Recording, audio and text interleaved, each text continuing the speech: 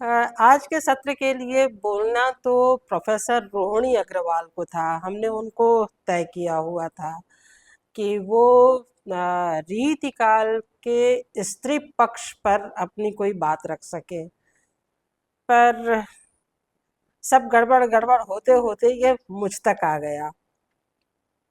अब मुझ तक आ गया तो वो कितनी तैयारी होगी आप लोगों के साथ रही, बगैर किसी तैयारी के मैं आप लोगों के सामने खड़ी हूँ बोलने के लिए। निश्चित तौर पर रीतिकाल मेरा क्षेत्र नहीं है, पढ़ाती जरूर हूँ। अब ऐसे में जिसका कोई क्षेत्र ना हो और वो केवल पाठ्यक्रम को संचालित करने के लिहाज से पढ़ाए, उसके बाद भी हमारे सामने कई सारे सवाल होते हैं। अब मैं आप लोगों के सामने, चूंकि हम लोगों को अभी समापन सत्र भी करना है और उसमें डायरेक्टर मैडम भी जुड़ेंगी, तो मुझे अपनी बात बहुत कम समय में खत्म करनी है। तो मैं संकेत बस देकर के बात करना चाहूंगी। रीतिकाल के आरंभिक अवस्था की जहाँ से हम चर्चा शुरू करते हैं केशवदास जी से, उनकी शिष्या प्रवीण राय। अब हम ये देखते हैं कि हमारे आपके किसी भी विश्वविद्यालय के किसी भी पाठ्यक्रम में, हिंदी के पाठ्यक्रम में, चाहे वो स्नातक का पाठ्यक्रम हो या स्नातकोत्तर का पाठ्यक्रम हो, इन दोनों ही पाठ्यक्रमों में हमको रीतिकाल में किसी भी स्त्री रचनाकार को कभी पढ़ाया भी नहीं गया और हमने आज तक रखा भी नहीं। ऐसी कौन सी वजहें थी? देखिए, मेरे बोलने से तो हमेशा ही मेरी बातें शुरू हमेशा से ही होती हैं थेरियों से। भारत में बहुत बड़ा प्रतिनिधित्व स्त्री आवाजों का थेरियों के माध्यम से 2500 वर्ष पहले से है।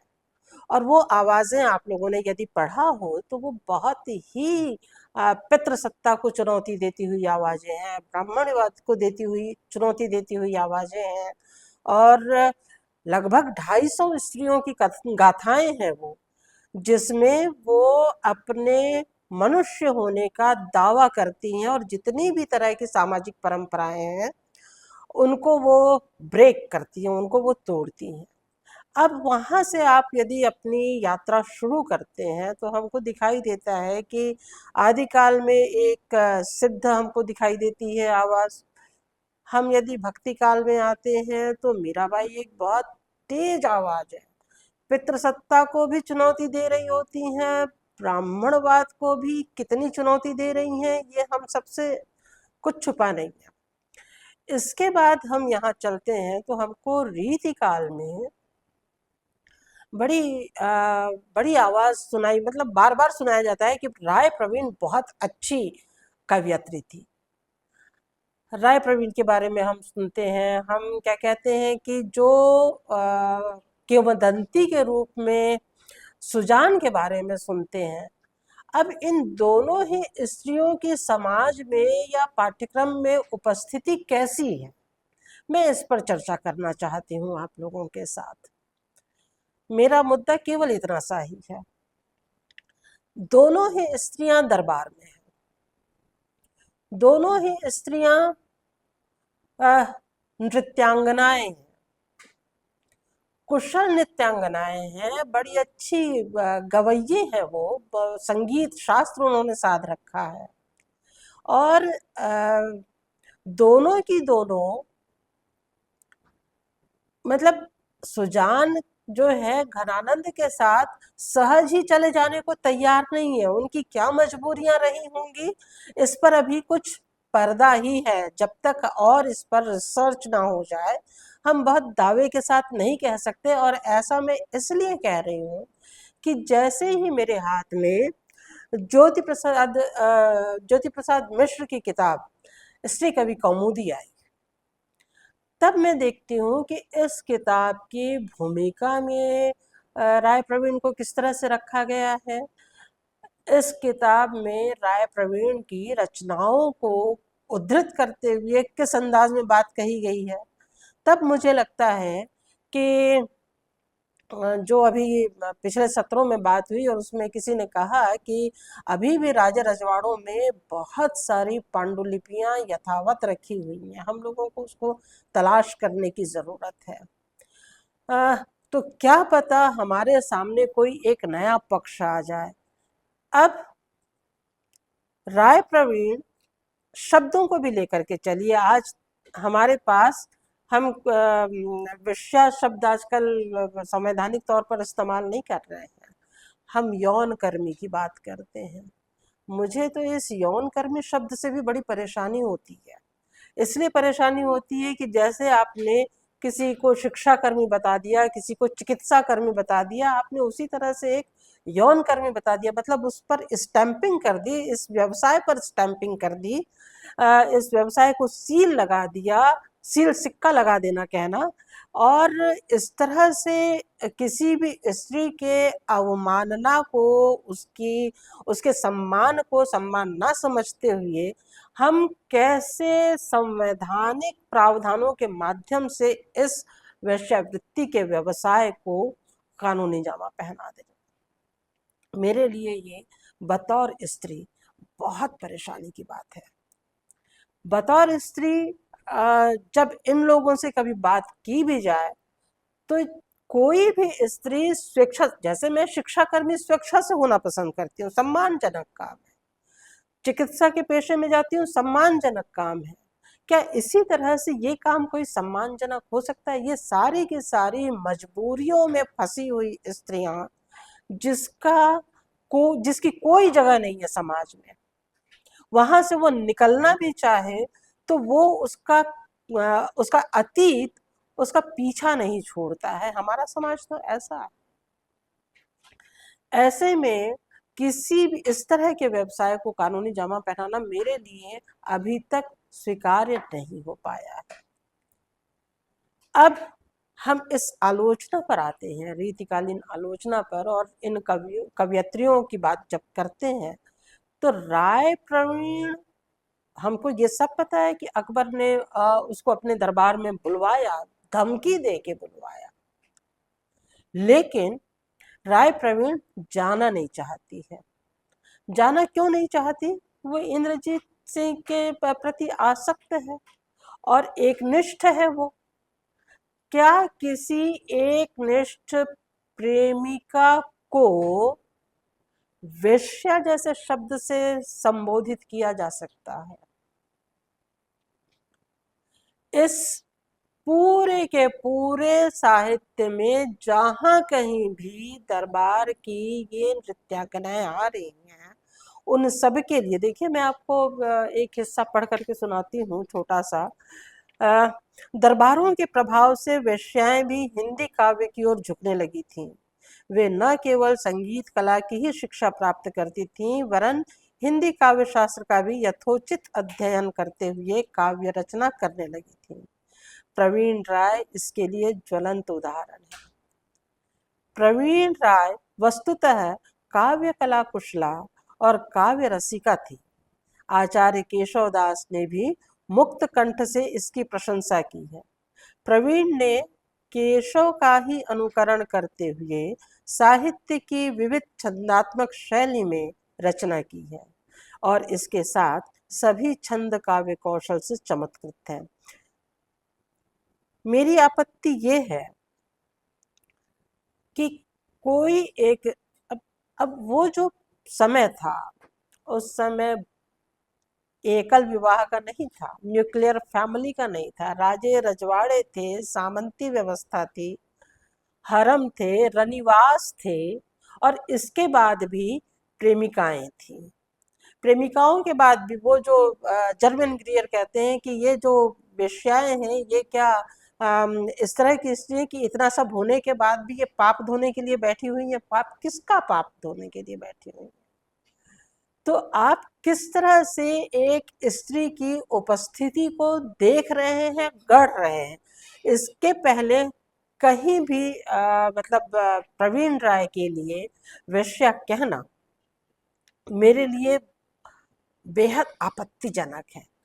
अब वो केप्ट है, वो रखेल है, वो किसी एक के साथ है, यदि वेश्या होती तो वो पैसा लेकर के कुछ भी करती, पर ये पैसे तो नहीं ले रही है। ये तो बल्कि और सम्मानजनक जगह में, स्थान में, दरबार में, बड़े दरबार में जाने से इनकार कर रही है। ऐसे में आप किसी स्त्री की उपस्थिति को कितना अपमानित कर सकते हैं। फिर इसके बाद स्वयं जो ज्योति प्रसाद मिश्र जी हैं, वो प्रवीण राय को किस तरह से उपस्थित कर रहे हैं। अच्छा, उनकी भी शब्दावली यही है, और केशव दास जैसे कुशल कवि, जिनको ऑफ कोर्स हम कठिन काव्य का प्रेत कहते हैं, वो जानते थे कि छंदों के साथ, अलंकारों के साथ, रस के साथ, वक्रोक्ति के साथ कैसे खेला जाता है। वो शब्दों के जादूगर थे। वो इस पूरी की पूरी काव्य प्रतिभा को बड़ी खूबी से समझते थे, चूंकि उसमें वो नए नए प्रयोग कर रहे थे। तो प्रेत कब होता है? जब वो पूरी तरह से कहीं समा जाए, पूरी तरह से जो वास्तविक दुनिया है उससे अलग किसी दुनिया में जाकर के बस जाए और वहां से कुछ संचालित करता हुआ सा दिखाई दे जाए। तो केशव, मुझे लगता है कि वो उस तरह की के खेल को पहचान चुके थे। वो काव्य के उस खेल से बड़े बड़ी खूबी से परिचित थे। तो ज्योति प्रसाद निर्मल जो है फिर से लिखते हैं, उनका उनका परिचय करवाते हुए लिखते हैं कि प्रवीण राय वैश्या थी।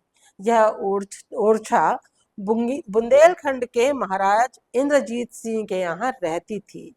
महाकवि केशवदास ने इसी के लिए कवि प्रिया ग्रंथ की रचना की थी। अब केशवदास कोई ऐसे बैठे ठाले व्यक्ति तो थे नहीं, और ना ही इतने खाली समय उनके पास था कि वो किसी के लिए कवि प्रिया लिख दे।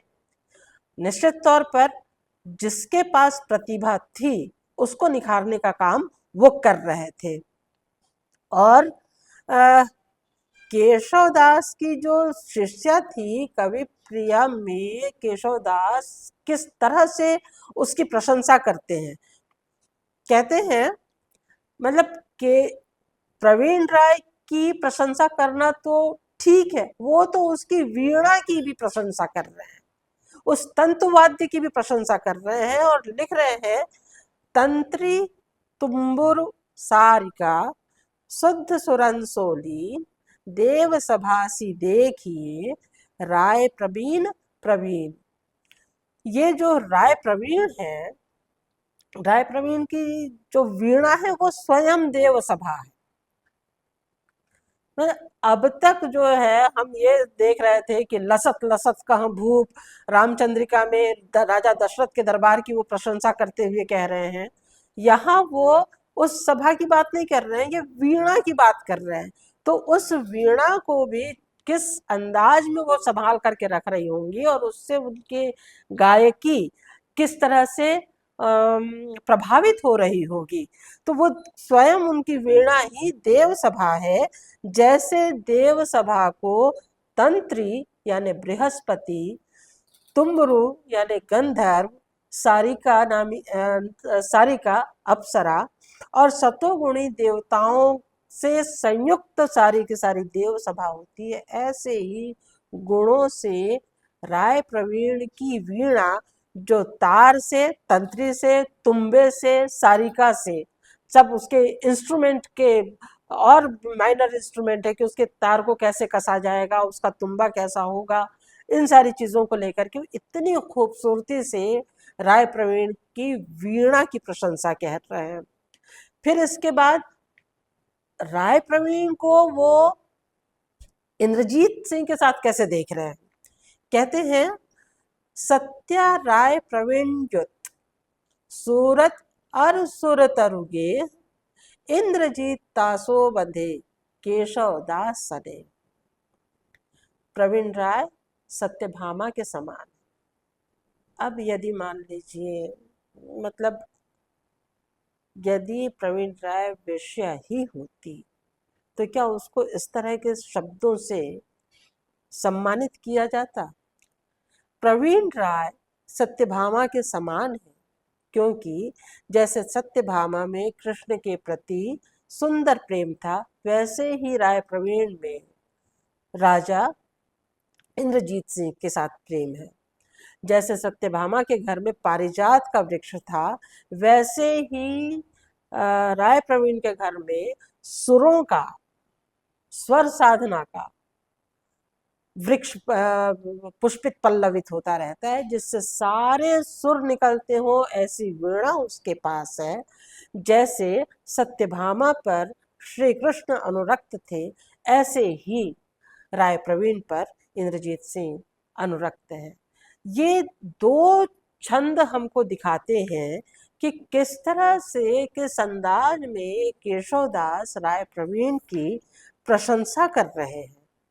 और ऐसे में किसी स्त्री को बेहद अपमानित पद से संबोधित किया जाता है। इतना ही नहीं, इन इन स्त्रियों की रचनाएं तो पता नहीं सुरक्षित संरक्षित रखी गई भी या नहीं। निश्चित तौर पर हमको इस तरह के अब शोध करने की जरूरत है कि इन स्त्रियों का स्वर जो कहीं कहीं थोड़ा थोड़ा दिखाई दे रहा है, वो अपनी समग्रता में क्या है, इसको तलाश करने की आवश्यकता है। और जैसे ही प्रवीण राय की प्रशंसा सुनते हैं, ये बड़ा जाना माना सा किस्सा है, तो अकबर उसको बुलवा भेजते हैं और इंद्रजीत सिंह तैयार हो जाते हैं उसको भेजने के लिए। तब राय प्रवीण उनसे एक छंद कहती है, किनसे? इंद्रजीत सिंह से। और वो किस अंदाज में कहती है, आप इस छंद से उसकी काव्य प्रतिभा, उसकी उसकी तात्कालिक बुद्धि, उसकी तार्किकता, उसकी संवेदना, इन सब का पता लगा सकते हैं। आई हो बूझन मंत्र तुम्हें, निज श्वासन सो सिगरी सती हो गोई, देह तजो की तजो कुल कानी, हिये न लजो लजी है सब कोई। स्वार्थ और परमारथ को पथ, चित्त विचारी कहो तुम सोई, जा में रहे प्रभु की प्रभुता, अरु मोर प्रतिव्रत भंग न हुई। पातिव्रत की बात कर रही है, एक निष्ठता की बात कर रही है। वो कहती है कि तुमने कैसे मुझे वहां जाने के लिए सोच लिया, सोच भी कैसे लिया? क्या यही प्रेम का मंत्र है? क्या इसी तरह से हम अपने प्रेम संबंध को निभा सकेंगे? और जैसे ही इंद्रजीत सिंह को इस बात का एहसास होता है कि ये तो भीतर तक बात जाकर के लग गई है, और ये उन स्त्रियों की तरह नहीं है जो अपने स्वार्थ के लिए किसी भी बड़ी जगह पर, किसी बड़े नाम से सुशोभित होने के लिए, रत्न और माणिक्य के लिए, हीरा मोती के लिए चले जाए, ऐसी स्त्री नहीं है। तो उन्होंने उस अपने निर्णय को वापस लिया, और वापस जैसे ही लिया तो कहा जाता है कि सम्राट अकबर ने इन पर, इंद्रजीत सिंह पर 1 करोड़ मुद्राओं का जुर्माना लगाया। जुर्माना लगने के बाद इंद्रजीत सिंह की वो क्षमता नहीं थी कि वो उसको पूरा कर सके, इन्होंने भेज दिया, प्रवीण राय को भेज दिया। और प्रवीण राय ने भी इस स्थिति को समझा और अपने प्रेमी की इच्छा का सम्मान करते हुए वो गई। जाने के बाद, अच्छा, इस समय तक प्रवीण राय थोड़ी सी उम्र में बड़ी हो चुकी थी। अकबर ने जब इनको देखा तो अब इस संदर्भ में इन बातों को पढ़ते हुए ये भी पता चलता है कि अकबर स्वयं बहुत अच्छे कवि थे। अकबर प्रवीण राय को देखकर उसको चुनौती देते हुए कि जरा पता तो करें कि तुम्हारी क्षमताएं क्या हैं, तुम ऐसी कैसी कवयित्री हो, तुम ऐसी कैसी गायिका हो, तुम ऐसी कैसी नृत्यांगना हो, तो वो उनके सामने समस्या पूर्ति के लिए अर्धालियां रखते हैं, एक एक पंक्तियां रखते हैं, और उन पंक्तियों का जवाब जिस अंदाज में राय प्रवीण देती हैं, जिस तरह से देती हैं, प्रत्युत्पन्न मति, कितनी तात्कालिकता के साथ, कितनी तेजी के साथ, और किन शब्दों में मैं यहाँ बेमन से आई हुई हूँ, मेरी जरा भी इच्छा नहीं है यहाँ आने की, लेकिन मेरे राजा को तुमने परेशान किया तो उससे कोई, मेरे प्रिय को कोई परेशानी ना हो। अक्सर प्रेम इसी समर्पण की, इसी त्याग की बात करता है। तो वो उस प्रेम को सम्मान देने के लिए अपने प्रिय को किसी भी आसन्न संकट में डर डालने के लिए चली तो आती है, लेकिन बार बार वो जो पंक्तियां अकबर उसके सामने रख रहे हैं, उनके जवाब से अपने यहाँ रहने की अनिच्छा भी प्रदर्शित करती है। अब उसमें से एक पंक्ति ये है, यौवन चलत तिय देह से, उसकी देह से तो यौवन चल पड़ा है, अब तिरोहित होने को है। चटक चलत की ही है, फिर ये चटक, ये चमक किस बात की है? यौवन चलत तिय देह से, चटक चलत की ही हेत। ये पंक्ति अकबर उसके सामने रखते हैं, और राय प्रवीण उसका उत्तर कैसे दे रही है? मनमथ बार मसाल को सौत सिहारो लेत। अब जो है, ये जो मनमथ है, ये जो कामदेव है, इसने वो उसने जिस अग्नि को जलाया हुआ है, जो ज्वाला है प्रेम की, उसको जला करके वो निकल पड़ा है, और वो खुद अब किसी एक सौत की तलाश में। I am not here for you, मैं तुम्हारे लिए नहीं हूं, आप किसी और को तो देखें। ठीक है, मैं अब उतरती हुई सुषमा सौंदर्य देह की धारी हूं। वो उसने उस व्यंग को उतनी ही आसानी से लिया और उतनी ही तेज गति से वापस लौटा भी दिया कि अकबर के पास तिलमिला कर रह जाने के अलावा कोई रास्ता नहीं रह गया।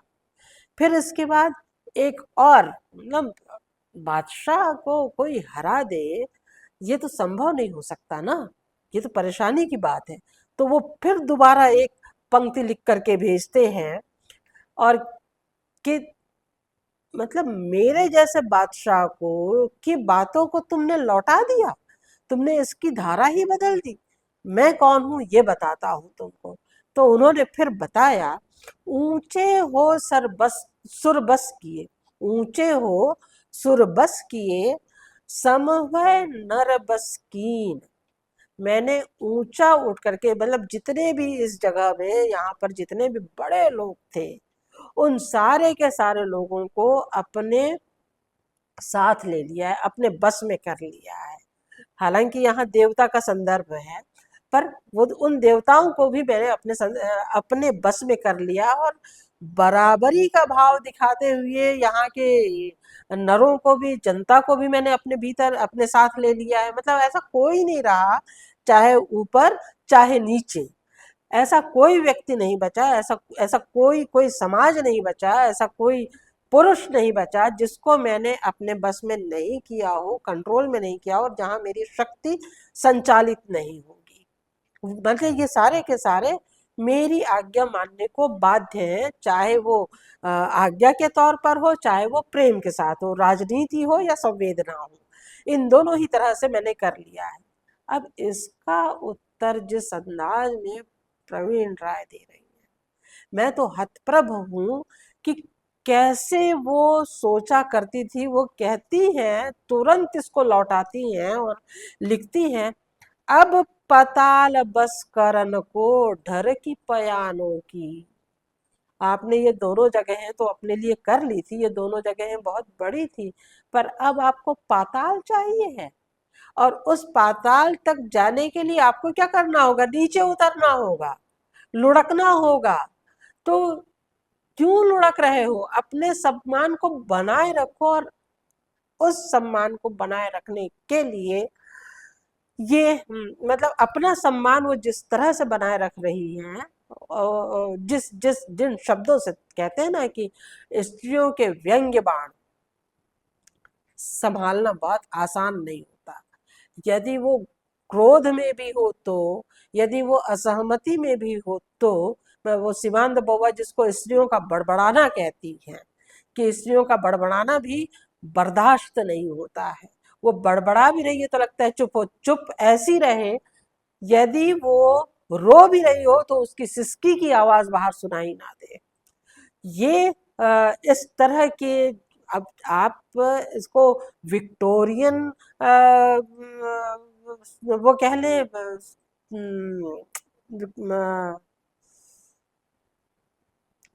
कल्चर कह लें, या फिर अ, हमारे हमको जो अब तक प्रदान की गई पितृसत्तात्मक संस्कृति दे दीजिए, दोनों में ही बात एक सी है। स्त्री ऊंचे स्वर में हंस नहीं सकती है, स्त्री रो सकती है, पर उसके रोने का पता घर में किसी और को नहीं चलना चाहिए। तो वो, आपने जया जादवानी की कहानी भी पढ़ी होगी कि रात में तकिए गीले करते रहते हैं, सुबह फिर अपने चेहरा एक नया लगा लेते हैं, और फिर वो लिखती हैं कि मेरे पढ़ते हैं और पढ़ते हैं, पढ़ते हैं और अपने ही नतीजे बनाते हैं। मैं पहली पंक्ति कुछ गड़बड़ कर रही हूँ।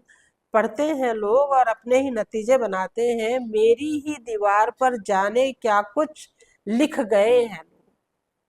तो स्त्री की अपनी कोई समझ हो नहीं सकती, स्त्री की अपनी कोई संवेदना हो नहीं सकती। और यदि मैं स्त्री की कह रही हूँ तो वो जो बहुत ही पिटा पिटाया वाक्य अब हो गया है कि स्त्री पैदा नहीं होती, बनाई जाती है, बिल्कुल उसी तर्ज पर हम पुरुष भी बनाते ही हैं, दोनों की दोनों, बल्कि और जेंडर, दोनों ही जेंडर, जेंडर डिवीजन जितना भी है वो सारा का सारा मेन मेड है, वो सारा का सारा मनुष्यकृत है, और उसी के तहत जो संचालित होता हुआ दिखाई देता है।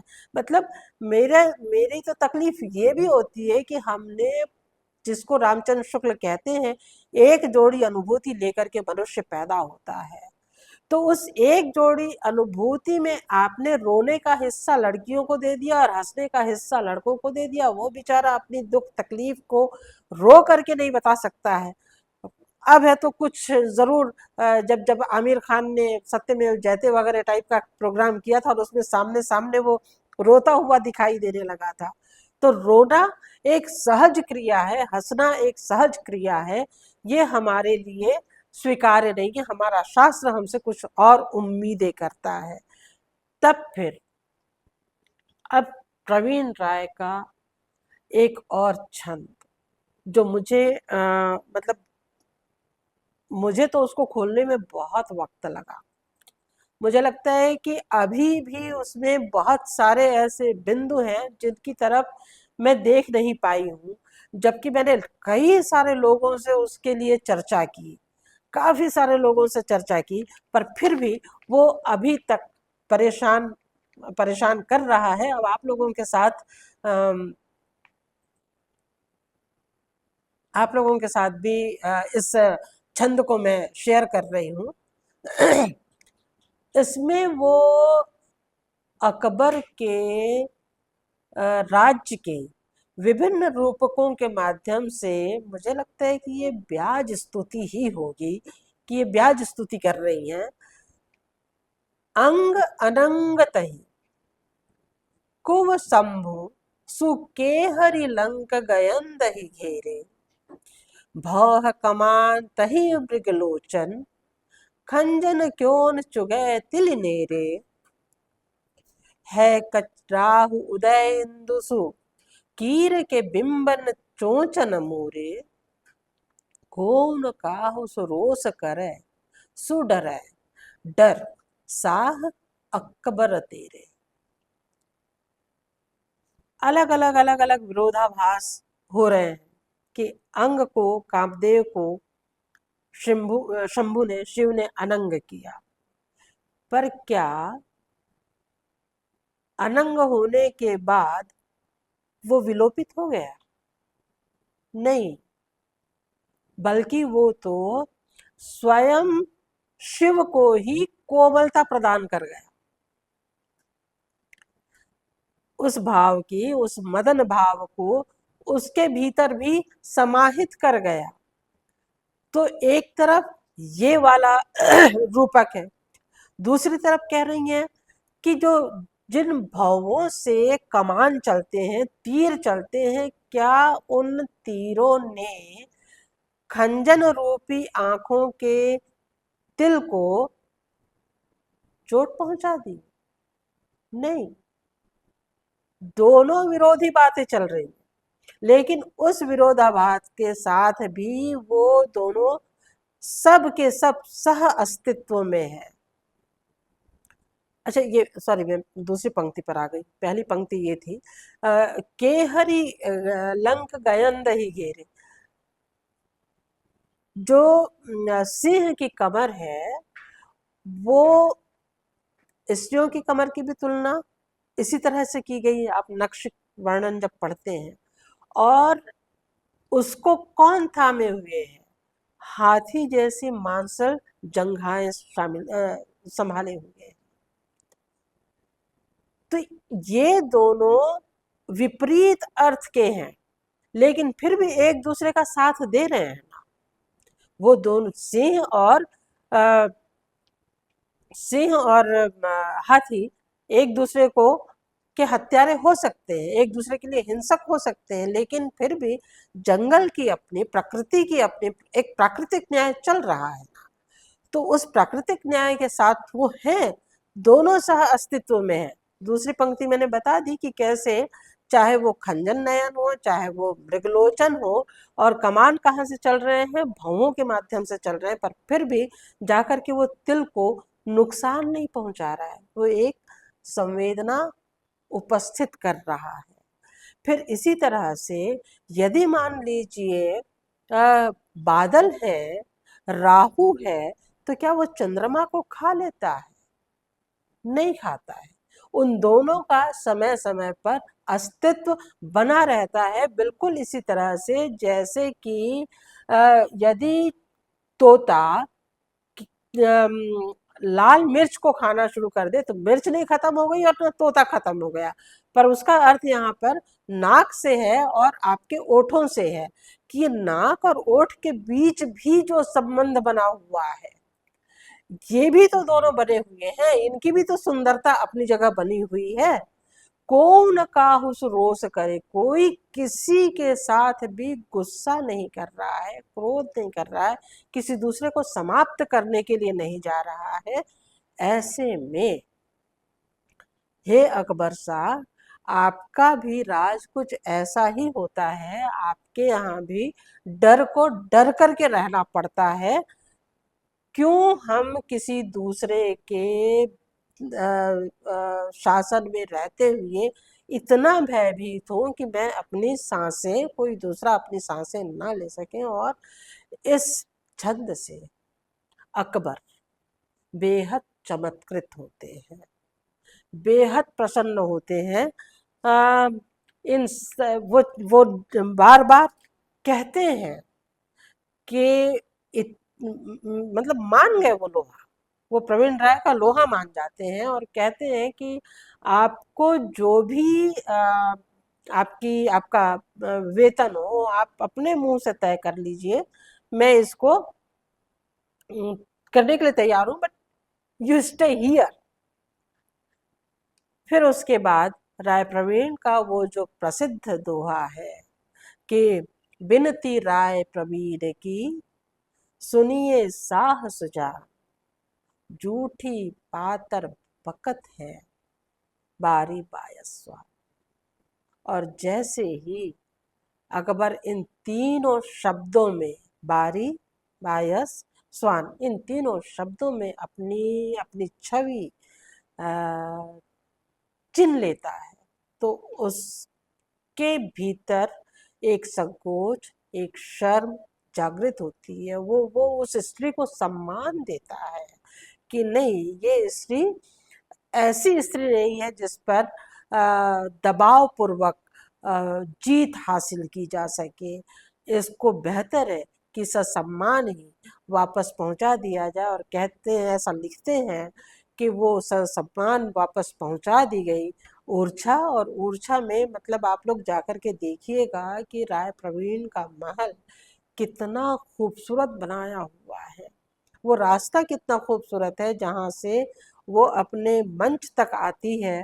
कितने तरह के फव्वारे, कितने तरह के वृक्ष, राय प्रवीण का अपना कमरा, वो 2-3 मंजिलों की बिल्डिंग। मुझे लगता है मध्य प्रदेश का ये वाला हिस्सा अम, अकूत अकूत इसी तरह की संपदा से भरा हुआ है, जिसको जिसको जा करके उस दीवार को महसूस करके जहाँ वो नाचा करती थी, उसको महसूस करके देखना चाहिए कि ये कैसी बड़ी स्त्री थी। अपना सम्मान उसने अपने हाथों बचाया, वहां तक जा करके भी निष्कलंक वापस लौट आई। और ना केवल उतना किया बल्कि वो जो अ, इतना बड़ा जुर्माना इंद्रजीत सिंह पर लगाया गया था, उसको भी वापस लौटा लिया अकबर ने। तो कैसे हमारे सामने स्त्रियां आती हैं और किस तरह से स्त्रियों की छवि हमारे सामने रखी जाती है। अक्सर कह दिया कि ये बहुत लायक इनके मतलब पुरुष पुरुष कवियों ने जो कुछ रचा है, उस अंदाज से कुछ अलग स्त्रियों ने रचा नहीं है।